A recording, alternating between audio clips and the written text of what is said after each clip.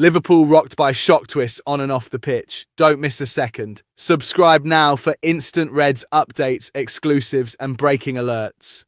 Chances of Leeds saving Harvey Elliott from Aston Villa nightmare rated as Liverpool make summer decision. Leeds United have once again been linked with a summer move for Harvey Elliott, with the playmaker finding himself at a career crossroads after a miserable season at Aston Villa, though a trusted source has suggested that the Whites are likely to use the majority of their transfer funds to bolster two other vitally important positions instead. The 22-year-old went into last summer with his career on an upward trajectory, having helped England retain the Under-21s European Championship title and having been named player of the tournament. And while his chances at Liverpool under Arne Slot had significantly reduced, a transfer to Aston Villa on the summer's deadline day was expected to prove the catalyst to really help Elliott reach the next level. Unfortunately, his time at Aston Villa has quickly turned sour. While Unai Emery has noted the player's professionalism and hard-working approach to training, the Spaniard quickly made clear that he did not fancy the playmaker and would not be making his move permanent, having signed him on loan from Liverpool with an obligation to make a permanent 35 million deal if he played 10 times for the Villains.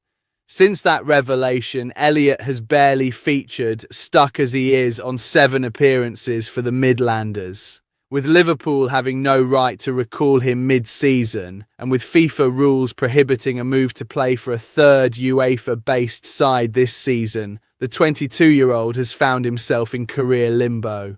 Emery has shown more of a willingness to include him lately, citing that faultless attitude, but he will only likely play twice more for Villa over the course of the season as the farcical loan arrangement runs its course. With the Villa Park future dead, and with Slot making it clear there is no way back for him at Anfield, Elliott will once again assess his options in the summer, with an alternative move certain to be agreed. Leeds, often touted as a potential destination for the player, have once again been linked with a summer movie, with a swoop seemingly even more tempting owing to what will surely be a reduced price tag, owing to his season of relative inactivity. However, BBC Radio Leeds' Adam Pope has played down the prospects of Elliott winding up at Elland Road, instead revealing the Whites' transfer priorities will lie elsewhere. Leeds preparing for big summer, but Elliott won't be a target, admitting Elliott would be a decent signing for Leeds and he would improve the quality of their squad. Pope, writing for BBC Sport, expects their focus to be shifted elsewhere. His ability, as testified by Emery, is not in question, and the England Under-21 international has time on his side to keep improving, Pope began. But Leeds United's priorities would appear to lie elsewhere this summer: a top-class goalkeeper and a striker, bearing in mind they were prepared to spend a similar amount to Elliott's valuation on Wolves' forward Jørgen Strand Larsen before his move to Crystal Palace, is where I would expect to see the bulk of a transfer kitty spent. Asked again about midfield additions, Pope believes that is one area of the field in which Leeds are well stocked in. I say that because the midfield is where United have a lot of resources, with Sean Longstaff and Anton Stach contracted until 2029 and Ao Tanaka until 2028. I believe Elliott would enhance the squad as it stands, in my opinion, but at this stage it is a hypothetical question as to whether he is under consideration, with Leeds' Premier League status needing securing. As exclusively revealed by Team Talk last week, Leeds' major priority this summer will be a new goalkeeper. Manager Daniel Farke has lost faith in summer recruit Lucas Perry, and the Brazilian now faces a major fight to salvage his career at Elland Road. Significantly underwhelmed was the description used by sources in assessment to Farke's opinion of the 13.9 million summer signing from Lyon. In the same article, sources also revealed interest in James Trafford, and it's now been revealed how the Manchester City goalkeeper would feel about leaving the Etihad just 1 year after his return. 7 summer deals on Leeds' agenda. Liverpool want 100 million superstar with the Whites, also targeting a new striker this summer and also in the hunt for a left-sided defender to cover both centre-half and left-back. It is shaping up to become a very busy summer at Ellen Road. In addition to that, we can reveal the club are poised to open contract negotiations for 4 of their existing players, putting 7 deals on the agenda for Director of Football Adam Underwood. Down at Villa Park, Emery's side are reportedly set to rival Tottenham Hotspur for the signing of a dynamic Serie A midfielder who has impressed hugely this season, with his price tag revealed by the Italian media. Over on Merseyside, a trusted journalist who specialises in all things Liverpool has offered his personal word that the Reds are looking to sign a winger this summer and has confirmed a 100 millimeters rated star is someone they are strongly considering, as a new Saudi Arabian side explodes into the mix over a potential move for Mohamed Salah. Slot changes tune on Konate after Liverpool contract declaration. These 2 stats suggest why Arne Slot has made it abundantly clear that Liverpool want Ibrahima Konate to sign a new contract after confirming they are still in negotiations. Just a couple of months after blaming the defender for being a bit too much at the crime scene, Konate is into the final few months of his Liverpool contract, which he signed when joining from RB Leipzig in 2021. While his deal has been running down, there has been plenty of speculation over his future. Real Madrid were interested, then they backed off as his form deteriorated, but more recently, there have been whispers of their interest again. Liverpool have been in talks with Konate over a new deal at Anfield, but he is yet to put pen to paper, which means his future is all to play for. Earlier this season, it looked like it wouldn't be unreasonable for Liverpool to let him go, given the series of errors he was committing. Slot said in December, "Unfortunately for him, he does a lot of things well, but he has been a bit too much at the crime scene. That is something I've heard people saying before in England. So that means that he's been involved in goals we've conceded, but if you are a centre-back, that happens in football." But speaking on Friday, the Liverpool manager clarified that the club still want to keep the France international and view him as vital alongside Virgil van Dijk. Slot told reporters at his press conference, "We are in talks with him, so that tells you what we want. It's clear we would like him to stay, but negotiations are ongoing, so let's see where that ends. We wouldn't be in negotiations if we didn't want him to stay. It's just as good from Ibu as from Virgil to stay fit. I'm sure there is a difference in age, and that sometimes plays a part as well. Ibu has had a very good spell recently. He had a lot of good games earlier in the season, but then he was also part of the reason why we conceded a goal. His general performances were good, but then a small mistake he made immediately led to a goal, and so he was judged differently. But he has had a very good partnership with Virgil since I've been here, and just like Virgil, he has always been fit. Touch wood. These two are vital for us, not only because of the quality they have, but because of the lack of options we have behind. Stats suggest Konate growth as sources share contract stance. In his 7 Premier League appearances of 2026 so far, Konate has registered 9 interceptions.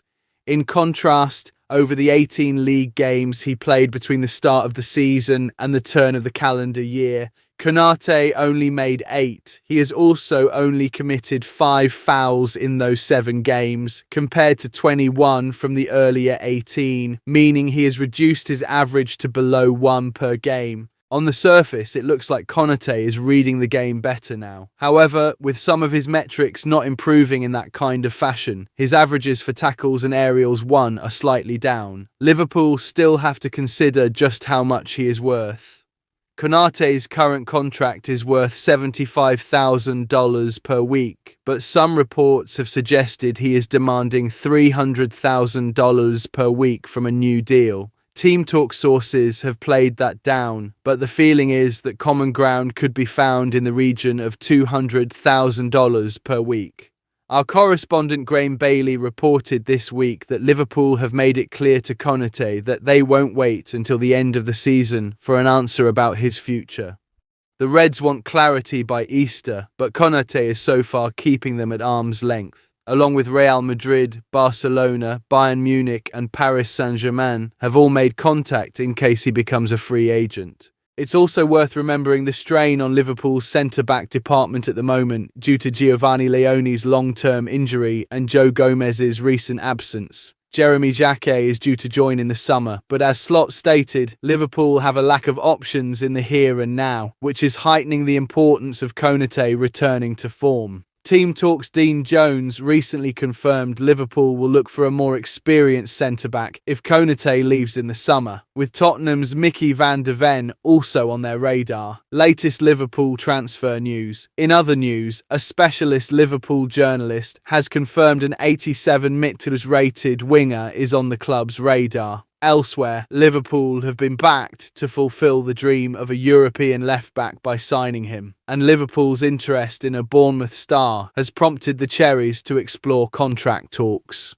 Alexander Isak could return for Liverpool next month as new injury update emerges. Alexander Isak has been on the sidelines since December, with the Liverpool striker having broken his leg after a collision with Tottenham defender Mickey van de Ven. Sweden manager Graham Potter has revealed Liverpool forward Alexander Isak is aiming to be fit in time for the international break in March. The $125 million summer signing suffered a leg fracture during an away victory over Tottenham in December. The unfortunate injury occurred just after Isak had scored a fine goal in North London, which led to him getting tangled up with Spurs defender Mickey van de Ven. Since then, the 26-year-old has been sidelined due to his injuries and has undergone surgery for both an ankle injury and the fibula fracture. However, recent images shared by Liverpool show him training solo at the club's AXA training centre.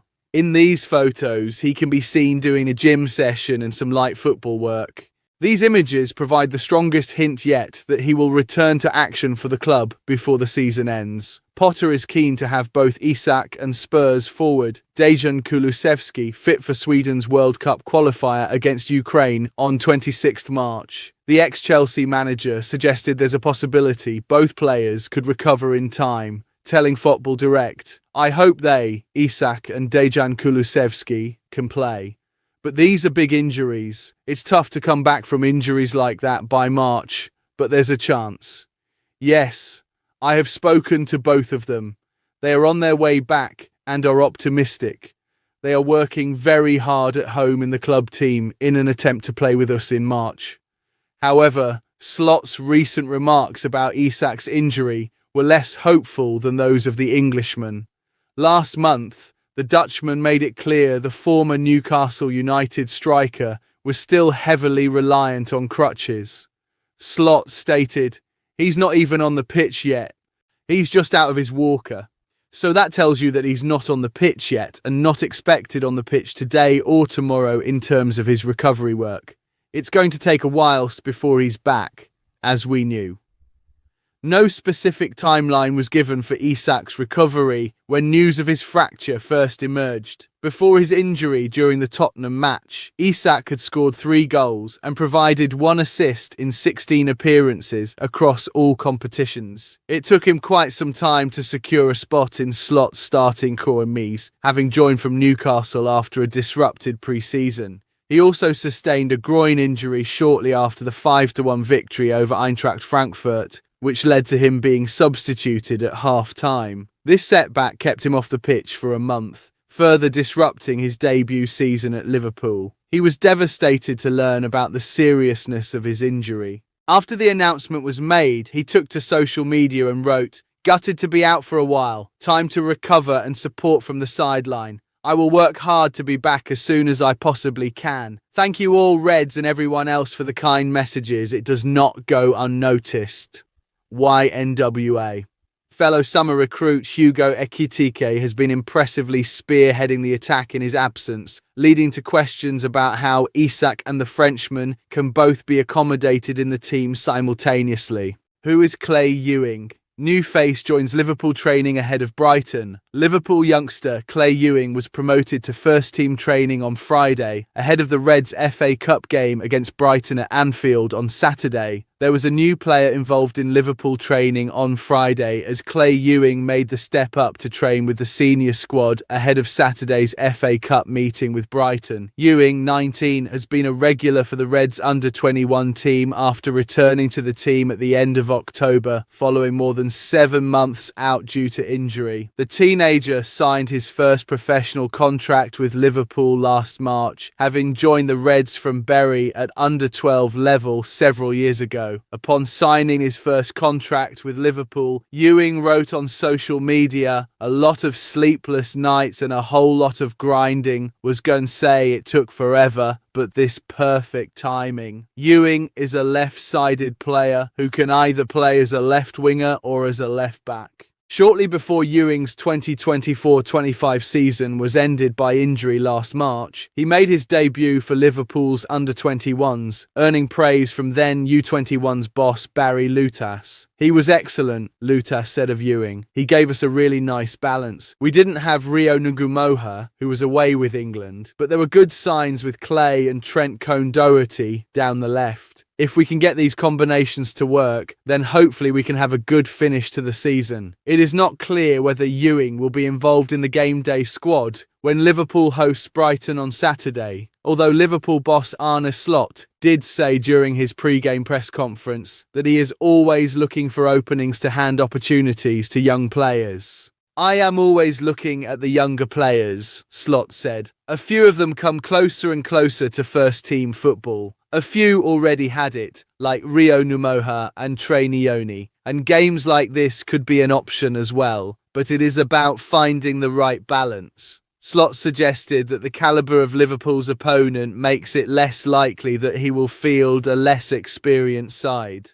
"We play a very strong team with Brighton, and getting the right balance with who to play is something to think about," Slot added. "Of course it gives us more questions that it is Brighton. If we had a different opponent, then I maybe make other choices." Referee boss makes scathing VAR claim as Liverpool involved in controversies. UEFA's chief refereeing officer Roberto Rossetti has warned that soccer has forgotten the original purpose of VAR and that microscopic video checks are taking the love out of the game. UEFA's head of referees has warned that soccer has forgotten the reason why VAR was introduced. Roberto Rossetti, a former World Cup official, believes video technology reviews have become excessively microscopic and risk diminishing supporters' passion for the sport. The Premier League is currently experiencing criticism from supporters frustrated by the frequency of VAR involvement, extended delays, and officiating standards. Liverpool has been involved in some VAR controversies this season, including a questionable decision given during a game against Manchester City. When questioned specifically about the English top flight, Rossetti, UEFA's chief refereeing officer and chairman of the referees committee, chose to address the matter more broadly, despite having previously spearheaded a major VAR presentation in the capital. Rossetti explained, "About the VAR intervention, I can tell you this. I believe that we forgot the reason why VAR was introduced. We forgot a little bit, everywhere. You remember 8 years ago I came to London. We discussed what VAR stands for. We spoke about clear mistakes. Why we spoke about clear and obvious mistakes? Because technology works so well in factual decisions. In objective decisions, it is fantastic. For interpretations, subjective evaluation is more difficult. That's why we started to speak about clear and obvious mistakes. Clear evidence. I believe that we need to, at the end of the season, again in our meetings, to speak about this. We cannot go in this direction of microscopic VAR intervention. We love football like it is." Rossetti, who oversees referees in UEFA competitions such as the Champions League and Euros, believes that by slowing down footage to moviola slow motion, numerous errors can be identified. UEFA's chief referee official suggests discussions are necessary to curb the overuse of VAR and excessive checks, despite the initial widespread demand for it. Rossetti explained, "We call this moviola. Have you ever heard this word? Is this? When you are watching the situation with the super slow motion, you can find a lot of things. You said this, not me. You were guilty in some way, because also you pushed for more interventions. Where is VAR? Why VAR doesn't intervene? Why VAR is not involved? What are the VARs doing? But now we need to be careful about that. It can improve by speaking. We need to meet and fix." The Premier League maintains that there are merely 0.15 on-pitch reviews per match, or just 0.27 including factual decisions, and that there are fewer checks than in the Champions League. Raheem Sterling blocked from Feyenoord training just a day after joining club former Manchester City, Liverpool and Chelsea winger. Raheem Sterling completed a shock move to Dutch side Feyenoord earlier this week, but he has been unable to train with his new employers. Raheem Sterling is currently unable to train with new club Feyenoord due to work permit rules. The England winger completed a shock move to the Dutch side earlier this week, having had his contract with Chelsea cancelled during the January transfer window. Having not played a minute for the Blues so far this season, he would understandably be keen to get back on the pitch, but it has not quite panned out that way for Sterling. According to TalkSport, he is not yet able to train with his new teammates as Feyenoord await his work permit. Until that arrives, the 31-year-old is unable to train or play for the Eredivisie side. Speaking after his move was made official, Sterling said, "As a free agent, I've had, for the first time in a long time, the opportunity to control the next step in my career. I wanted to take my time to speak with clubs and their head coaches to better understand the role they envisioned for me and ensure that I can add real value in this next chapter. Having spoken in great detail with CEO Dennis Teclosa and Robin, I'm confident that Feyenoord is a place I can be happy and establish myself as a valued member of the team. Playing abroad is a whole new challenge for me, and one I'm ready to embrace. Honestly, I'm just excited to get started. To Feyenoord and particularly Robin and Dennis, thank you for your patience and professionalism as I navigated this process." Meanwhile, Feyenoord boss Robin van Persie said, "Naturally, it's a fantastic feat that we've managed to convince a player of Raheem's caliber to sign with us. His football resume speaks for itself. He's a player whose qualities can change the outcome of a game without a doubt, and I am convinced he will turn out to be a valuable addition to the team as we work towards achieving our goals in the second half of this season." Feyenoord will certainly be keen to see Sterling in action sooner rather than later. Van Persie's side sits second in the Eredivisie but are already 17 points behind current leaders PSV. They are next back in action at the weekend as they take on Go-Ahead Eagles at home, a game that looks likely to come too soon for Sterling. His next chance to appear could potentially come next weekend as Feyenoord take on Telstar.